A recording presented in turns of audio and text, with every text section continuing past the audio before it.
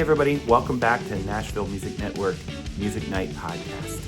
We're going to be talking again today with Dean Sell, the founder of Nashville Music Network, and the Music Night event, which is a songwriter round that'll be simulcast in movie theaters around the country on March 8th. You can buy tickets right now. They're on sale at your local movie theater. You can go and watch live 3 songwriters who have written countless hits that you'll be familiar with, and just enjoy a night of live music coming right from Music City. So enjoy today's conversation, and we'll talk to you soon. Hello, Dean. How are you this morning? Tired, man. I'm tired, but my body is tired, but yeah, my spirit's strong, man. We're T-minus 3 weeks until March 8th. And so, man, there's so much to do. Yeah. And I know that we can't do everything that we want to do. Yeah. So I'm learning to try to find that balance between the necessary things that we absolutely must do, and also when to find time to just stop and unplug and like be with my family. Yep. Yep. So yes, doing well. Good. The I don't know if it's the finish line or the beginning line. One of them it's in sight, you know? You know what? Somebody once asked me, is a song done when the songwriter's finished with it, or is it done when the listener hears it? And my answer was both, because in some form, the thing that you're crafting is yours until it's no longer yours. And the minute that it's interacted with or engaged with by, your end user, then it becomes theirs. And so that's both the end and the beginning. And right. I think that's why creators often feel so tired or exhausted, because you constantly have your head in 2 different worlds. And the finish lines are often the starting lines, and that you can't avoid that, So right. That's where you are. Where we are, yeah. It's like I would imagine it's similar for an author writing a book. You Sure. finish writing, and yet it's just begun, because it's not really finished until people start reading it. And Yeah. so that's what's coming for us, is getting to this date and really discovering what is it that we have. This is designed to be an ongoing series. It's designed to be once a month from a different venue in Nashville, featuring different songwriters and giving people the opportunity on a regular basis to access Nashville from their local movie theater. But we don't know. We have this one shot. This is a pilot. We're not really saying that. We're not treating it any less than real product, but we don't know what we have. There's got to be enough people that show up. Yeah. There's got to be an audience for it. Yeah. In order for us to continue. And so there's going to be some discovery of something on March 12th, the day after the encore. And right now we don't know what that is. Yeah. Yeah.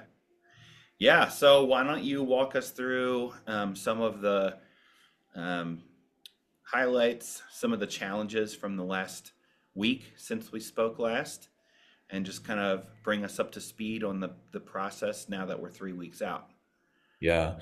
Well, we're 1 week in to this being public. And so the launch of it was good. It felt great to have it out there. And now it's a matter of keeping the momentum going, and how are we releasing content, and how are we collaborating with our community partners that have come alongside. They are so key in this, because we don't have a built audience. We don't have a database. We don't have social media followers that are built. We're really leaning into the partnerships that we've been able to establish. And, the team working on this behind the scenes, Michael, they all have day jobs. Yeah. And so it's not like we have a staff of people that are focused on this day in and day out. And so we're doing team huddles at 5 o'clock after people have gotten off their job to talk about, hey, what can we squeeze out, Right, right. over the next 36 hours. So the campaign is there. We're organizing grassroots tactics. Like tomorrow, I've got a small team that's volunteering to start calling every instrument shop and guitar lesson store and anything that is related to music, songwriting, playing, that's within a 10-mile radius of any of our movie theater locations across the country. And so we have a list right now of 600 phone calls that we're going to be making and trying to get them to understand what this is. Hopefully, they'll print out flyers and hand it to their teachers and students. And so we've started the process. We've made about 100 calls so far. Okay. So that's all kind of the campaign side of it is we just need people to know about this. Right. We have a little bit of digital advertising that has started between social and Google, and we've got some spots on iHeart, digital radio streaming and Spotify and YouTube. But man, it's hard when you've got such a limited budget, to know where to spend those dollars effectively. So the marketing side is a big part of this right now, and just how are we getting the word out? The other part of it is the show itself and the development of what that looks like. And so I was here last night until 2 in the morning Oh, working wow. on scripting and trying to make sure that we are ready to send script over to Bobby and his team for them to start looking at it and making their adjustments based on, it fitting him and the way that they see him delivering this. And so script writing, production. I'm here at the headquarters of Gear 7 Productions, our production partner, and love, love, love this team. And, we're doing location scouts and talking through technical things around um, production day schedules and load-ins and how we make the most out of the limited time that we have. We don't have multiple days to do rehearsals. We don't have multiple days to have our talent on site, Sure. in order to do run-throughs. And part of it is actually we don't want to, because we're trying to invite people into this very raw, real, authentic, unrehearsed experience that happens in Nashville on any given night. And so we're trying to be really careful about how much we produce it and Yeah. how much we don't. You can't have it be totally unproduced, otherwise it's not going to translate. But if we're not careful, we could overproduce it, and all of a sudden we lose the real magic of what happens in that room. Yeah. So Yeah. yeah, there's a million details right now, and trying to manage the budget and where's the money going to come from? Because there's still a little bit of a gap Yeah. there, just Yeah. trusting, Yeah. trusting that gap's going to be closed at the right time in the right way. Yeah. I mean, the real question through all of this is how do you keep getting sleep, And you need some, but also the drive, you don't want to undermine the drive, that's necessary to get over the hump with all of the things that need done. So, that is, how are you sleeping? Very little, Yeah. and sometimes okay in the little that I'm getting, but it's hard to turn off, man. I mean, I wake up and it's, my mind is just racing with the things and my to-do list and the things I have to remember and coordinate. And I know there's no way that this is sustainable. It's not what it's supposed to look like long term, but right now it takes a certain amount of pressure Yeah. in order to bring this thing to fruition. And so uh, I read this book years ago called The E-Myth, Yeah. and it was all about being an entrepreneur Hmm. and how there are essentially kind of three levels um, when you are creating something. And to be a successful entrepreneur and to do more than just one venture, you have to go through this similar process. And one is you got to start at the base ground level, which they call the technician, Hmm. that you have to know how to do virtually every task, right? If you're opening a bakery, like you know how to make the baked goods, Yep. you know how to run the cash register, you know how to clean and do the janitorial tasks, you know how to, right? You have to know all of the tasks. That's the technician level. And then you get to advance to the management level where you now hire a technician or other technicians so that you can become a manager of the technicians. And then you build that process. How do you build a management? And then you get to graduate once you built the management level to actually entrepreneur again, Yeah. Right. just be able to go and do it again and lead. And so I know right now I am really playing at all three of those levels. I'm at the technician level, I'm at the management level, I'm at the leadership, level, and it's not sustainable, but it's what's necessary right now. So, yeah, and as you attract more people that will act as co-builders of your infrastructure, and they themselves are the people who are capable of, acting in those different roles. Um, you can kind of build a leadership pyramid that allows you to build the whole thing and move forward. And that's where it becomes sustainable because you're not occupying the entire pyramid. But until you get there, it can Yeah. be, yeah. Well, and back to something you said at the top of this discussion, Michael, that I just find so interesting is when is something done and what is it like to hand something off? Mhm. And how do you be a wise steward of the vision and the original intent of something, and yet at the same time allow it to become something else, something different that you can't form and shape on your own. And this is true with songs and songwriters.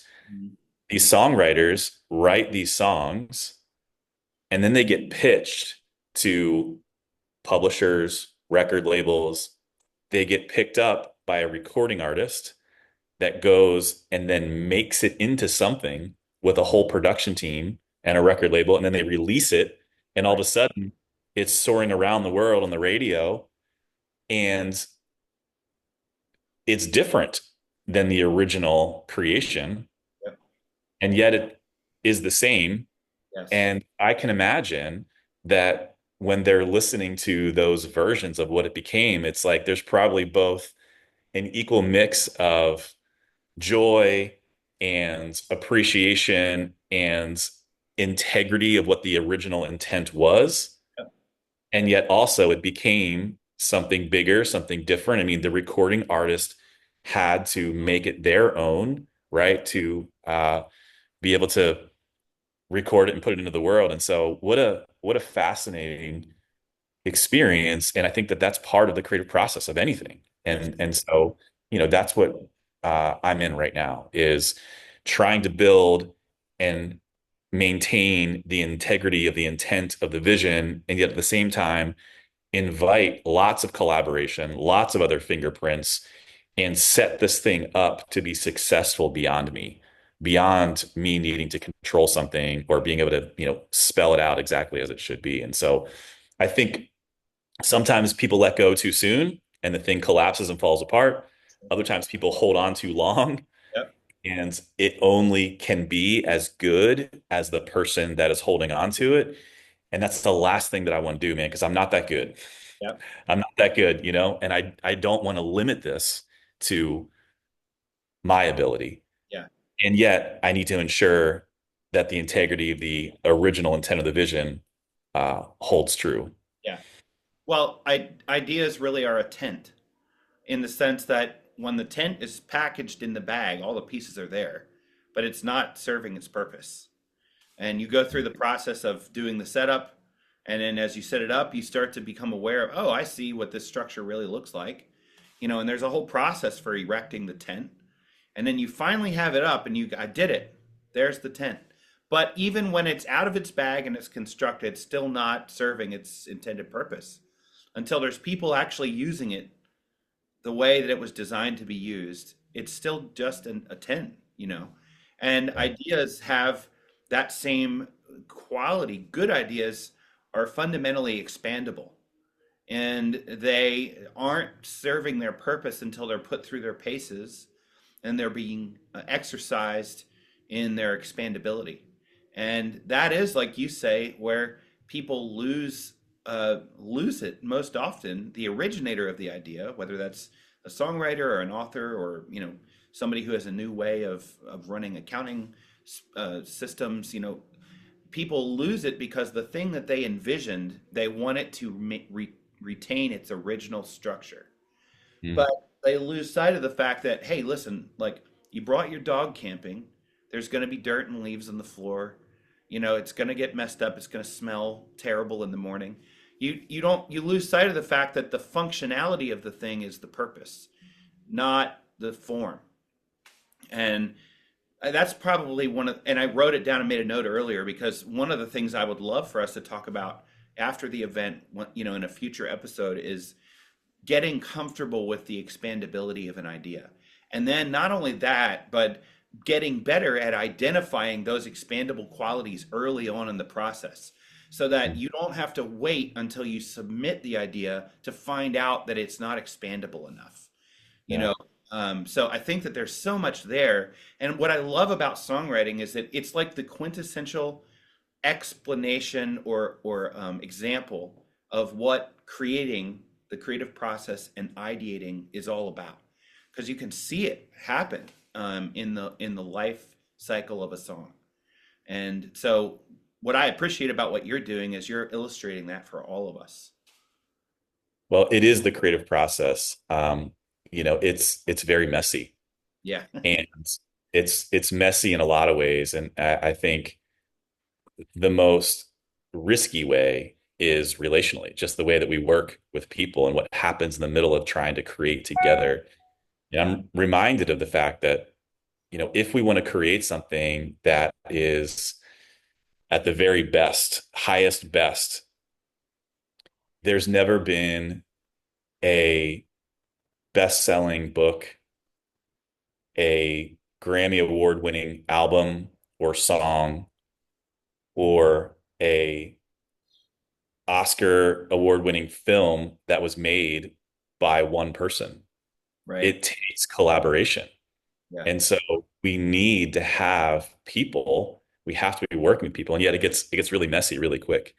And so how to work through that in a way is challenging, especially when you are a vision bearer, somebody that is meant to kind of uphold the picture of what it's supposed to be, and yet hold it loosely, because you need the input, you need the collaboration, you need others to contribute, what they are uniquely designed and fitted to do. And so it's a challenge, man.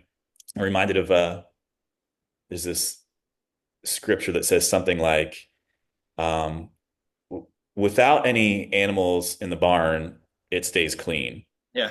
Right. But but you need a lot of oxen for a great harvest. Yeah. Yeah. I'm like, man, I don't want to have to clean the barn. And Yeah. so there's one way not to have to clean it, is just like Yeah. keep it empty, Well, right? it's so funny because the Bible, what they're really saying is you got to shovel shit and love it. I mean, it's the muck of life. Yeah. I mean, that I think we look at creations that people put out into the world, a song, a movie, a book, a television show, a house, whatever it is, a product, a business, things that look majestic and are amazing and captivate us. And we're like, gosh, how wonderful. And, and we just so often forget or don't see the mess of what is behind the scenes of what it took to get there. Yeah. Yeah. And man, O'Day, you're right. It's like, for whatever reason, you have to schlep through the shit in order to get to what's on the other side, Yeah. and why it is that way, I don't know. But I do know that that is the case. I don't know that there's a single thing that's ever been created that didn't come with it some kind of real trial.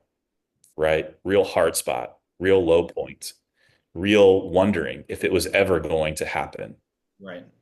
And for whatever reason, those moments, those things are the necessary inflection points to get to something that's really great. Yeah.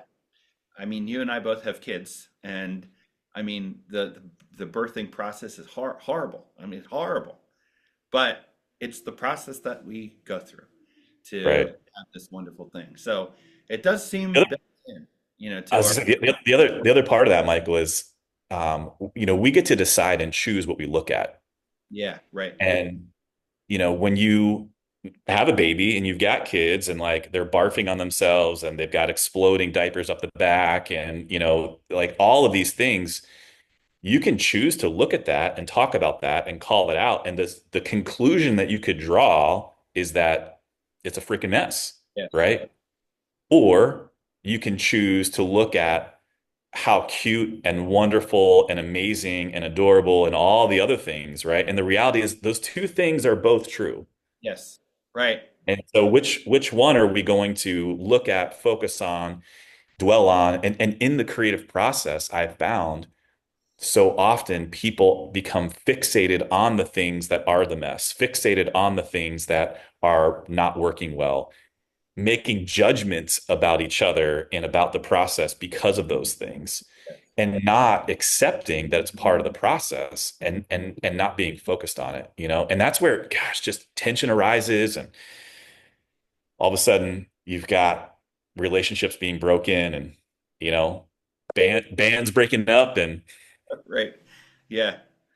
yeah. Well, I've these conversations are incredibly life-giving for me, just because a reminder that there's somebody out there, and I know there's lots of somebodies out there who are dealing with the same um, l- energies, the same levers, the same challenges, but also enjoying the fruit of that work to the same degree is just is really helpful. So I love that we get together every week and talk about this stuff. I think hopefully people who get to see these chats will feel the same way. So we're looking forward to next week and your update, and think that the closer we get to this broadcast, I just can't even explain how excited I am. I think it's going to be great.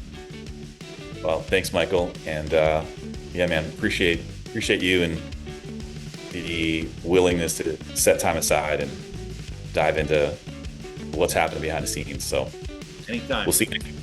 Yeah, man, you got it, brother.